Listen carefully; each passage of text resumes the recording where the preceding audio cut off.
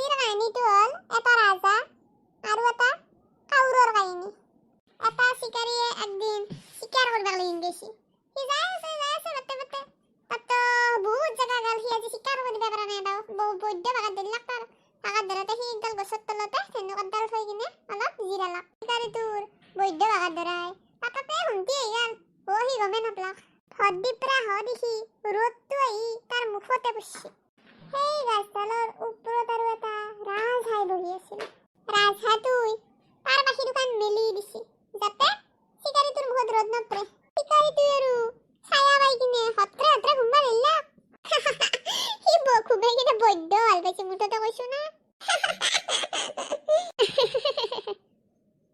এই ৰাজহাঁহটোৰ লগত আৰু এটা বদমাছ কাউৰী আছিল। কাউৰীটোৱে কি কৰিছে জানা? চিকাৰীটোৱে যি মুখ মেলি হত্ৰে ঘুমাই আছিল, এই মেলা মুখত হাগি দি উৰা মাৰি গুচি গ'ল। তাৰ পিছত চিকাৰীটোৰ টোপনিটো ভাঙি গ'ল। সি ওপৰৰ দিকে চালাক, দেখা যে ৰাজহাঁহটো তাৰ বাহিৰে আৰু কোনো নাই। তাৰ পিছত চিকাৰীটোৱে ভাবিছে ইয়াৰে কাম হ'ব এইগিলা, চাল্লা ই বেটাই মোৰ মুখত হাগছি ৰটা কাজি। সেই বুলি ভাবি চিকাৰীটোৱে কাষতে থকা ধেনুকাতডাল লৈ সি কি কৰিছে, হাঁহটোক মাৰি পেলাক।